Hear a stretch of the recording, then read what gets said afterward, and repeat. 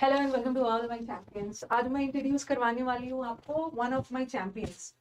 ठीक है, जिसने नो डाउट इस बार 2024 वाला ना 2024 वाला सीजीएल एग्जाम क्रैक किया है और इनको अपना ड्रीम पोस्ट भी मिल गया है, that is ASO in CSS.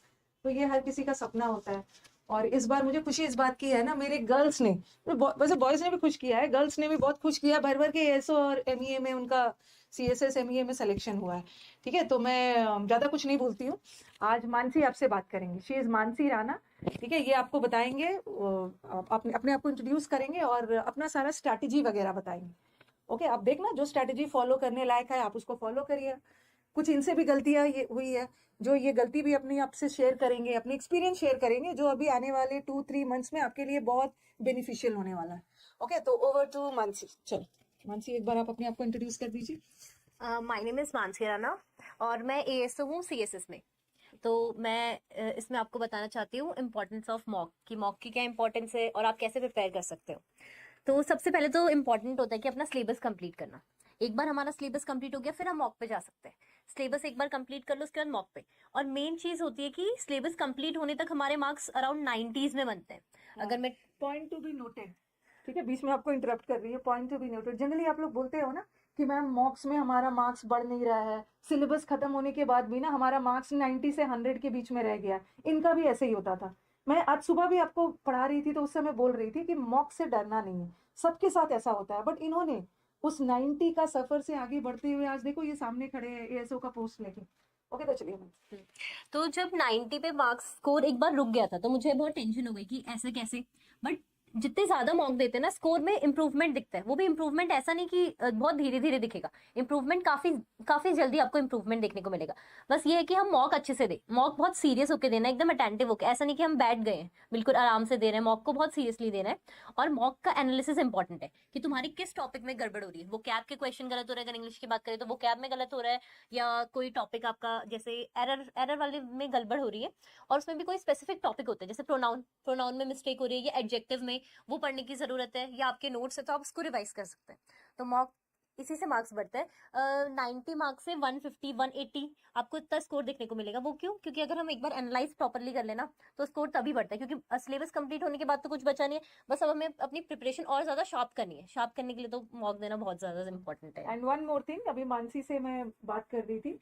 ठीक है, तो वो उनका एक बहुत अच्छा चीज बता रही थी कि मैम मेरे साथ मेरे और भी कुछ फ्रेंड्स तैयारी कर रहे थे। ओके, उसमें से कुछ का हुआ कुछ का नहीं हुआ, जबकि कुछ ऐसे स्टूडेंट्स थे ना जिनका मॉक्स में मार्क्स इनसे ज्यादा आ रहा था। ओके, बट फिर भी वो वहां जाके पैनिक कर गए। तो यही चीज मैं आपको बार बार बोलती हूँ ना कहीं वो स्टूडेंट नो डाउट बहुत ब्राइट थे, बट आई थिंक उन्हें बाद में रियलाइज हुआ होगा कि कहीं ना कहीं उन्होंने मॉक्स देने में कमी रख कर गई हो। क्योंकि मॉक्स जितना ज्यादा दोगे ना वहां जाके वो डर खत्म हो जाएगा। आप बहुत बुरा, मुझे भी बहुत बुरा लगता है, मुझे लगता है ये स्टूडेंट डिजर्विंग है, इसका हो जाएगा, बट फाइनली जब वो एग्जाम में जाके ना डर जाता है, क्वेश्चन सिली सिली क्वेश्चन मतलब मिस्टेक्स कर देते हैं इजी इजी क्वेश्चन में। तो ये सब नहीं करना है। ठीक है, मॉक्स आपका डर भगाएगा। तो आपको यही लग रहा होगा आज तो मैम पीछे ही पड़ गई है मॉक्स के, बट काइंडली मेरी बात नहीं सुनोगे तो कम से कम मानसी की बात ही सुन लेना, आपके सामने एक लाइव एग्जाम्पल है। ठीक है, मॉक्स से कैसे उनका धीरे धीरे स्कोर बढ़ते चला गया और सिलेक्शन दिया है इन्होंने। ओके, तो मॉक्स का इंपॉर्टेंस हम लोगों ने बता दिया है। अभी 2.5 महीना बचा है, प्लीज प्लीज प्लीज मॉक्स दीजिए। चलो मन से एक बार और बोल दो, मॉक्स से डरना नहीं है। हाँ, मॉक से डरना नहीं है और मॉक अच्छे से देना है, उसका एनालिसिस भी प्रॉपरली करना है। और मॉक्स में स्कोर कम आ रहा है उससे हमें पेपर में इफेक्ट नहीं करना चाहिए वो चीज। क्योंकि मेरा स्कोर इवन मॉक में कम आता था, काफी काफी ज्यादा कम आता था। तो मुझे ऐसा लगता था कि अभी इतना कम आ रहा है, लोगों के यहाँ पे 200 में 200 भी आ रहे हैं। बट हाँ, वो इसलिए भी होता है क्योंकि लोग क्या करते हैं, अपना रीअटेम्प्ट करते हैं। और कोई कोई लोग एक बार दे दिए उन्होंने मॉक, उसके बाद अपना यूट्यूब में डालते हैं, तो उसमें वो ये करते हैं कि हम बहुत ये जल्दी कर देखो ले रहे ये हैं। एक स्टूडेंट बहुत अच्छी तरह से समझा पाएंगे।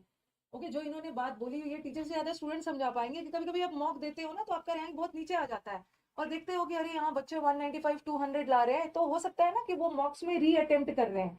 ठीक है, ज्यादा ज्यादा स्कोर आ रहा है और आपको डराने के लिए वो डाल दे रहे हैं यूट्यूब पे और आप अपने आप पे सेल्फ डाउट करने लग जा रहे हैं।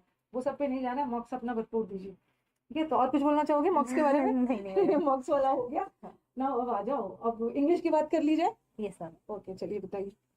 इंग्लिश के लिए मैंने तो ग्रामर मैंने करी थी यूट्यूब से, रानी मैम से ही करी थी। और वोकैब की बात करें तो मैंने वोकैब करा था मैम के समुद्र मंथन बैच से। वो भी मेरे फ्रेंड का था वो समुद्र मंथन बैच, तो मैंने उससे करा था। वो मेरे फ्रेंड ने मुझे सजेस्ट किया, मेरी वोकैब बहुत वीक थी, तो मेरे फ्रेंड ने मुझे सजेस्ट किया कि एक बार समुद्र मंथन बैच करके देख। तो तब मुझे लग रहा था कि वोकैब मुझे याद रहती ही नहीं है, मैं कैसे करूँ। बट उसने कहा इसमें ट्रिक से करवाना, एक बार क्लास करके देख। तो उस फ्रेंड ने भी मेरी काफी हेल्प करी, और जैसे मैंने क्लास करी तो मुझे ऐसा लगा कि हाँ वोकैब याद हो रही है। और इवन मैं ऐसे नहीं करती कि एक दिन में 3-4 वीडियो, क्योंकि काफी लोग ऐसा करते हैं कि एक दिन में 3-4 वीडियो कर देते हैं। वो सिलेबस कंप्लीट ही इसलिए करे कि बस कंप्लीट करना है। हाँ, अपने मन अपने सेटिस्फेक्शन के लिए कि मेरा इतना वर्ड्स हो गया। और रिवीजन नहीं कर रहे हैं। सबसे इंपॉर्टेंट चीज तो है वोकैब में रिवीजन। मैं भले ही धीरे धीरे करती थी, लेकिन मैंने अगर 10 क्लास करी है तो मुझे 10 क्लास का सब कुछ आता है। मैंने उसको प्रॉपरली रिवाइज करा है। अब वो 40 क्लास कर चुके हैं, उन्हें एक क्लास का भी पूछ लो, उन्हें वो अटक जाता है कि क्या था इसका मीनिंग क्या था। पर मेरे साथ ऐसा नहीं, मैंने 10 क्लास करी तो मुझे 10 का पूरा पता था। तो मेरे अकॉर्डिंग रिवीजन बहुत जरूरी है वोकैब में। आराम आराम से करो, लेकिन रिवाइज करते हुए करो। और आप भी भूलते होगे वो क्या? हाँ मैम, लेकिन मैं रिवाइज करते करते पहले दिन भूली, दूसरे दिन रिवाइज करा, 3-4 दिन रिवाइज करा, फिर वीकली रिवीजन करा मैंने, तो उसके बाद तो याद ही रहने लग गए थे। याद रहने लगा। और इन्होंने तो पुराना समुद्र मंथन किया है, वो भी अच्छा था। इस बार का समुद्र मंथन और अच्छा है, आपको दिखाया भी मैंने। Yes ma'am. और इन्होंने बहुत अच्छे से मुझे दिखाया अपने फोन पे, इन्होंने बहुत अच्छे से नोट्स बनाया है। ओके, हैंड रिटन नोट्स का ही अलग इंपॉर्टेंस होता है, तो टेल माय स्टूडेंट्स, हाँ, योर फ्रेंड्स की नोट्स बनाना है। नोट्स भी समुद्र मंथन के बनाने। और जैसे प्रैक्टिस की बात करी जाए, लोग मुझसे पूछते प्रैक्टिस कैसे करनी है, तो प्रैक्टिस के लिए मैम ने अपनी ई बुक्स अपलोड करी है। मैं तो लैपटॉप से पढ़ नहीं पाती थी, मेरी आंखों में दर्द हो जाता था काफी लंबे टाइम तक। तो मैं क्या करती थी, उसका ही प्रिंट आउट निकलवा लाती थी, और जैसे ही मैंने उसका प्रिंट आउट करा उससे प्रैक्टिस करती थी। बैच के साथ साथ मैं उससे प्रैक्टिस कर रही हूँ, मैम बता रही है, और उसमें नोट कर ले रही कुछ कुछ पॉइंट। और बाद ईबुक में में उसी को इतना देख। ज्यादा प्रैक्टिस है ना, आप करते करते थक जाओ, हम्म। पूरा कवर भी नहीं होगा। मेरा मेरा पूरा कवर नहीं हुआ एग्जाम नहीं, के लास्ट तक भी। इतनी मोटी बुक थी मेरी, प्रॉपर ई बुक की थी वो। और उस वो भी मेरी कंप्लीट नहीं हुई लास्ट तक, पर लेकिन उसमें इसीलिए बहुत प्रैक्टिस हो गई थी। प्रैक्टिस हो गई है, उतना आप कर भी नहीं पाओगे, इसलिए अलग अलग इतना जो रिसोर्सेज अवेलेबल है ना, उसी से पढ़ के खत्म करो। बहुत ज्यादा खर्च करने की जरूरत भी नहीं है, एक सोर्स को आप ऑप्ट करो, वहीं से आपका हो जाएगा। और ग्रामर वगैरह में जैसे एरर्स वगैरह, हाँ, ये तो जब आपने सिलेबस यूट्यूब में खत्म करा हो है। गया, हाँ, सिलेबस खत्म हो गया तो एकदम डायरेक्टली एरर्स बनना शुरू हो जाता नहीं स्टार्टिंग में नहीं बनते थे, क्योंकि जो हमने रूल्स पढ़े हैं, जो आपने बताए, उनको रिवाइज करते रहना पड़ता है। था। और जैसे कितने रूल मैं रिवाइज भी करती हूँ, जब मैं एरर स्पॉट कर रही हूँ तो उस टाइम पे मैं देखती हूँ कि ये रूल्स मैं फिर से भूल गई हूँ, फिर वापस उस टाइम पे फिर रिवीजन होता है। एक तो आप मिक्स एरर वाली कराती थी, तो उसमें हर हर क्वेश्चन में मुझे पीछे देखने की जरूरत पड़ती। धीरे धीरे टाइम के साथ साथ फिर देखने की जरूरत नहीं पड़ी। ये कैसे करते हो? मतलब शुरू में लगता होगा ना कि मतलब कैसे पता करें इस सेंटेंस में नाउन का एरर है या एडजेक्टिव का एरर है, तो ये सब चीज कैसे सुधरा? ये तो मैम प्रैक्टिस से ही, इससे धीरे तो धीरे प्रैक्टिस। प्रैक्टिस करते करते एक समय ऐसा आया होगा जिस क्वेश्चन देख के पता चल जाता होगा यहाँ हाँ, कंजंक्शन का एरर है। स्टार्टिंग में नहीं, जैसे नाउन की मेरे को पता है, नाउन की क्लास है तो मैं नाउन के क्वेश्चंस कर रही हूँ तो पता रहेगा कि नाउन में दिक्कत है, लेकिन जब मिक्स करते हैं तो पता नहीं चलता। वो प्रैक्टिस से ही मैम, धीरे धीरे धीरे धीरे काफी टाइम लग जाता है, लेकिन हाँ प्रैक्टिस से हो जाता है। ओके, और इंग्लिश में क्या स्कोर था? इंग्लिश में मेरा एक क्वेश्चन गलत हुआ था, 135 में से 131 थे। ओके, एक इन्होंने वोकैब रॉन्ग कर दिया था और मुझे भी बता रहे थे कि मैम वहां पे ना इनहेरेंट आया था। इनहेरेंट मतलब जन्मजात, इनबॉर्न वाला आया था, उन्होंने उसको इनहेरिट वर्ड सोच लिया था। जैसे कुछ कैरेक्टरिस्टिक्स आप किसी से इनहेरिट करते हो, उसको बोरो करके आ गए, इसलिए मिस्टेक हो गया था उनका। हाँ, उसका मीनिंग था नेचुरल, मैंने बोरोड कर दिया था। और मैं इतने फटाफट कर रही थी उस टाइम पे, मैंने दोबारा चेक भी नहीं करा, टाइम बचा था, बट मेरे को लगा सभी सही कोई है। बात नहीं, एक तो रॉन्ग होना चाहिए, चलता है। चलो, इंग्लिश की बात होगी ना, let's move to maths. Ma'am maths में तो मैंने वही पहले सिलेबस कंप्लीट करा, गगन सर से पढ़ा था मैंने मैथ्स, तो मैंने अपना सिलेबस कंप्लीट करा, उसके बाद प्रैक्टिस करी। और सर ने काफी प्रैक्टिस भी करवाई। आप 5 फेयर्स के PYQ भी कर सकते हो, और साथ साथ सर ने यूट्यूब में भी करा रखा बेस्ट 25 क्वेश्चंस, तो वो भी मैंने करे। मैथ्स तो हो गई थी। मैथ्स भी, अरे सब subject practice practice practice. Okay, और मैथ्स में भी बच्चे डरे हुए होते हैं, टाइम मैनेजमेंट कैसे करना है, तो मैथ्स का वो भी प्रैक्टिस के थे। हाँ, और मॉक कुछ बोलना को देख चाहोगे के। मैथ्स से जो बच्चे डरते हैं? मैम मैं तो यही बोलूंगी कि स्टार्टिंग में तो किसी के मार्क्स नहीं आते, वही मॉक से हम देखते हैं कि कौन सा टॉपिक वीक है, क्योंकि अगर हमने प्रॉफिट लॉस पढ़ लिया उसमें भी कुछ कॉन्सेप्ट्स होते हैं वो वीक होते हैं। और मैंने एक कॉपी बनाई थी अपनी मैथ्स की, जिसमें मैं क्या करती थी कि जैसे नंबर सिस्टम उसके कॉन्सेप्ट लिखती थी, और उस पर बेस्ड एक क्वेश्चन, सारे क्वेश्चन, क्योंकि मैं फिर रिवाइज ही नहीं कर पाऊंगी इतना बड़ा, तो मैंने कॉन्सेप्ट लिखे, उस पर बेस्ड एक एक क्वेश्चन, ताकि मैं बाद में रिवाइज करूँ ये कॉन्सेप्ट ऐसे अप्लाई किए, तो मुझे याद रहता है। नोट्स काफी हेल्प करे उसमें। नोट्स। और अब चलते हैं रीजनिंग। रीजनिंग तो मैम मुझे लगता है प्रैक्टिस का ही गेम है। बेसिकली कुछ कुछ चीजें होती है काउंटिंग फिगर्स में, जैसे ट्राइंगल्स में नंबर ऑफ ट्राइंगल्स कितने हैं, तो उसके लिए होती हैं कुछ ट्रिक्स, उसके लिए यूट्यूब में सर्च कर सकते हैं, पीयूष सर पढ़ाते हैं एक, उनको सर्च कर सकते हैं। हाँ, अब रीजनिंग। फाइनली चलो आते हैं अब आप लोगों का सबसे ओके, दुख देने वाला सब्जेक्ट, मतलब दुख क्या है, सब्जेक्ट तो बहुत इंटरेस्टिंग है लेकिन इतना बड़ा समंदर है कि बेचारे बच्चे हमारे परेशान हो जाते हैं। Now let's move to GS. Ma'am GK GS मैंने परमार सर से पढ़ी थी, और सर का जो बैच होता है, सर पहले यूट्यूब में क्लासेस कराते हैं बैच की। ओके हाँ, तो आप और लाइव देख सकते हो, उसके बाद वो बैच में वही वीडियो अपलोड होती है, तो आप लाइव कर सकते हो उसे। और या फिर उसकी भी जरूरत नहीं होगी, सर ने एक वो बना रखी है playlist FRB, free revision batch. उसमें सर ने सब कुछ बहुत जल्दी कवर कर रखा है, तो फ्री रिवीजन बैच कर लो, वन शॉट कर लो, वो प्रॉपर यूट्यूब से भी हो सकता है। सर ने अच्छा पढ़ाया तो जैसे जीएस जैसे का। जीएस का क्वेश्चन जो मल्टीपल चॉइस वाला अटेम्प्ट करने से पहले पहले तो आपने पूरा टॉपिक्स वगैरह पढ़ा हाँ, होगा उस सिलेबस सर से, कंप्लीट।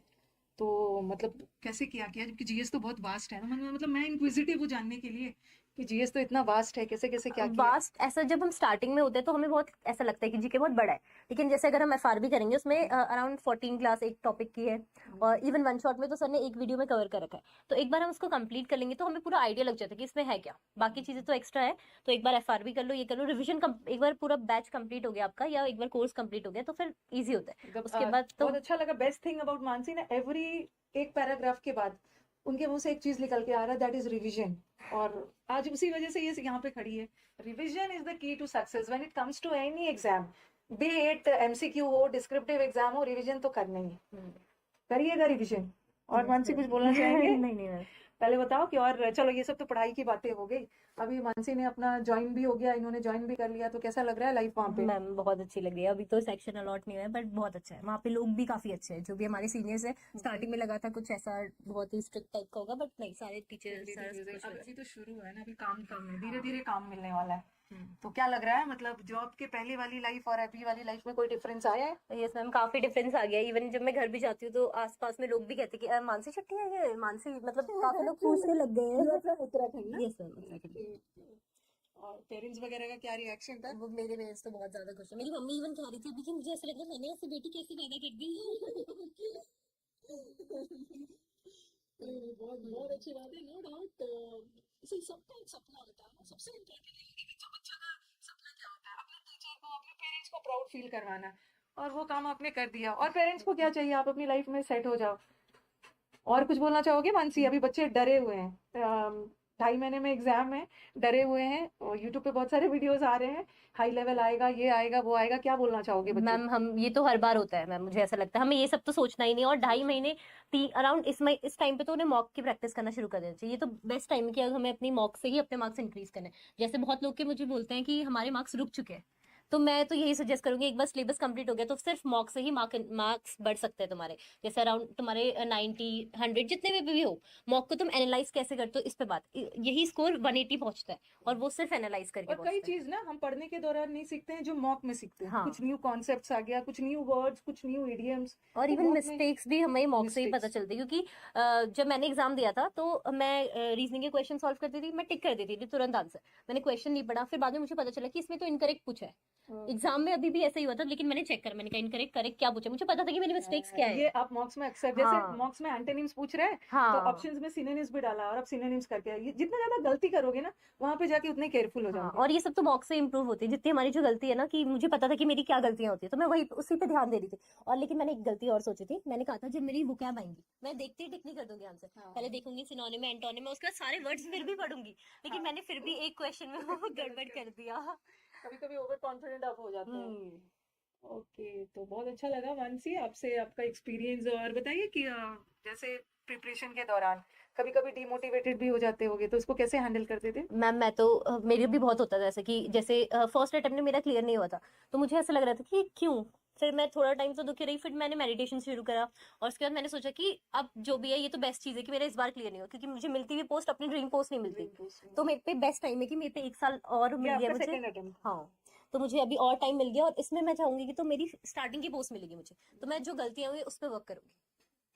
और कितना पूरा टाइम लगा आपको, ये प्रिपरेशन जर्नी कितने? मैम स्टार्टिंग में सिलेबस कंप्लीट करने में टाइम लगता है, और मैं तो बहुत धीरे धीरे पढ़ती हूँ, रिवाइज करती हूँ, जैसे मैंने आपको बताया कि मैं रिवाइज करती हूँ, और मुझे उससे सब कुछ आएगा। अगर मैंने जीके कंप्लीट, अगर मैंने ज्योग्राफी कंप्लीट करी, तो जितना भी सर ने पढ़ाया तो मुझे सब कुछ आएगा, मैं आराम आराम से करती हूँ, लेकिन सिलेबस में मुझे टाइम लगा, बट फिर मॉक एनालाइज कैसे करना है वही सब पे हुआ, फिर उसके बाद और हर दिन एक मॉक देते थे? हाँ, डेली मॉक देती थी, इवन संडे को दो दो देती थी, और जब एग्जाम का टाइमिंग आ जाता था कि इस टाइम से इस टाइम पे, तो मैं उसी टाइम पे मॉक लगाती थी, ताकि मेरा दिमाग उस टाइम पे ज्यादा एक्टिव रहे। एक्टिव है, हाँ। वो मॉक से आपका डर खत्म हुआ। हम्म। जब एग्जामिनेशन हॉल में आप गए, पहला क्वेश्चन अटेम्प्ट किया जैसे, तो वो डर था? हाँ मैम, थोड़ा सा था, शुरू में बट थोड़ा सा हाँ, रहता है। बट मुझे ऐसा लगता है मेरे जो फ्रेंड्स थे जिनका एग्जाम क्लियर नहीं हुआ, उन वो ज्यादा पैनिक कर गए एग्जाम में, क्योंकि उन्होंने इतने मार्क्स नहीं दिए थे। तो हमें पता होता है कि कोई क्वेश्चन में हम अटक जाए तो उसको छोड़ना है, कब तक उसे अटेम्प्ट करना है, हमें सब ऐसा कुछ नहीं है कि पता वो होता क्वेश्चन है। अटेम्प्ट कर दोगे तो 5 मार्क्स एक्स्ट्रा मिल जाएगा, हाँ, सब क्वेश्चन ईच एंड सारे एवरी की क्वेश्चन कैरी सेम।